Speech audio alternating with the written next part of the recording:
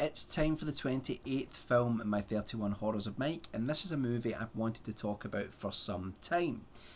The movie I want to talk about is the 1980 release The Monster Club.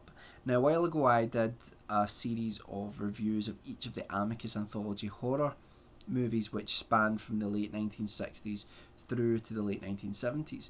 And those British anthology horror films were made by Amicus Studios, and many people mistake a few films at that time for being Amicus productions when in fact they weren't. One is The Uncanny, one is Tales that Witness Madness, and the other is this film, The Monster Club. However, if there is any film which is an unofficial Amicus film, this is it. It was produced by Milton Subotsky, who spearheaded the whole production. He was one of the founding members of Amicus, and he was involved in all the other previous anthology horror films which Amicus had made. Roy Ward Baker was the director, who had already directed films within the anthology horror series that Amicus had made, and it also involved adapting the writings of R. Chetwynd Hayes, which had been done for the film From Beyond the Grave, and involved actors such as Donald Pleasence, who had also worked with Amicus previously. So there's a lot to go on here. It's fairly easy to understand why people often mistake this for an Amicus film, and if there is any film which is an unofficial Amicus movie, this is certainly it. The Monster Club is an anthology horror film, so it has a wraparound story which contains a number of smaller standalone stories. The idea of the Monster Club is that Vincent Price's character is a vampire who attacks John Carradine's character in a street in London, and recognises him as a famous writer and ends up apologising to him and takes him to a nightclub, and in that nightclub it's filled with monsters, and John Carradine is very curious about this, and Vincent Price's character tells him all about the different monsters that are there. We get to see bizarre musical numbers, some really pretty rubbish makeup effects. It gets pretty hammy and cheesy, but it's glorious, it's wonderful. And Vincent Price then tells 3 stories about a different type of monster to the John Carradine character. There are other great actors in this, like Stuart Whitman, Donald Pleasence, but the 3 stories, the first one is called The Shadmock, if I remember rightly, and it's a story about a creature which is very shy.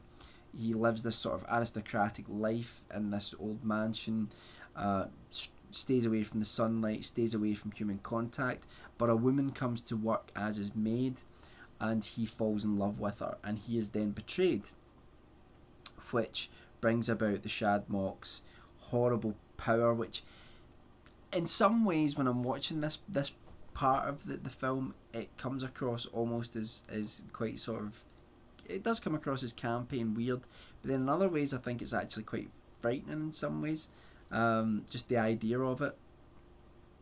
It sounds strange, right, but it involves a whistle. The Shadmock whistles and terrible things happen, and that sounds like just a ridiculously funny idea, but there is something about it which, and the punchline of it certainly is quite creepy and eerie in my view.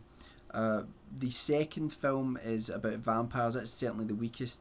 It's the comedy element. Since Dead of Night 1945, most anthology horror films seem to have a comedy story. This is the comedy story, which it revolves around a boy who looks up to his father, realises that his father is actually a vampire, and that they're constantly trying to evade this group of stuffy British administrators who are basically vampire hunters, and they're led by Donald Pleasence. It's a kind of hokey story, it's not that great, but you get to see Donald Pleasence, which is always a good thing. And it's just a little fun story, you know. I don't hate it, I don't love it. But really the reason that I'm talking about this film is because while it gets criticised heavily for being overly, I mean, it's certainly overly grounded in the time that it was made, so it's aged far more than the previous Amicus films have. It doesn't take itself seriously in a lot of ways. It's like I say, very campy, It's really on that verge of going from 70s into 80s where things really got quite out of hand when it came to the use of colour on films and the use of music. The band The Pretty Things actually play some of the music in the film, so there's kind of like a musical element to it in places as well, which is weird. However, all that said, I still love all of that, because it's got Vincent Price, John Carradine. It's just great fun seeing them together. However, the whole point to watch this film is the last story, which I think is just simply called Ghouls or something like that. Not Ghouls or something like that, but just Ghouls. I'm sure you followed that. And Ghouls is, to me, one of the most effective stories which is in any anthology horror film, and that's what elevates this. And if this was going to be the last story in any sort of Amicus related anthology horror film, I'm glad it was this one, because it really goes out on a high. The story is about Stuart Whitman, who plays an American director who's working on these sort of gothic horror films in Britain, and he's trying to find a perfect location for one of his films. And he decides to he ends up driving around in the English countryside, comes to this thick wall of fog, goes through this fog as if it's like a sort of perimeter to another world, and he finds himself in this old, almost abandoned English village where the residents aren't what they seem, and he ends up being completely under siege by them. At one point, he ends up sort of holed up in this old church, and the story of what's happened to this town, to this village, is told through a diary which a priest has written from inside the church. And there are wonderful drawings to tell the story, and you see them, and you hear the voiceover of what's happened, and it's really effectively creepy, brilliantly done, and the whole film is worth watching just for that one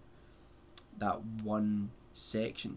Now, what surprises me is I must have talked about this in another video, because I've been thinking about it before I did this video, that I've mentioned this movie before, and I think I've certainly mentioned this part of the story, but I hadn't done a video just about this film, and it is one that a few people requested when I was doing the Amicus films. They wondered why I stopped From Beyond the Grave, and it was because, you know, it was the last Amicus film, but this is really the last hurrah from the people who were involved with that great run of anthology horror films. It has aged more so than the other ones, there's no doubt about that. It is hammier, it is cheesier, but I think it's really worth a watch. I really do.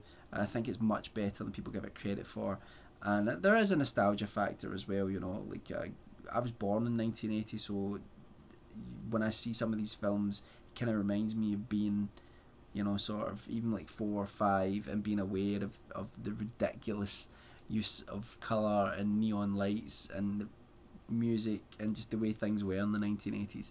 And this film kind of has that in it, even though it's bang on in 1980. So there's a nostalgia factor as well, but I think on its own the film definitely has merits.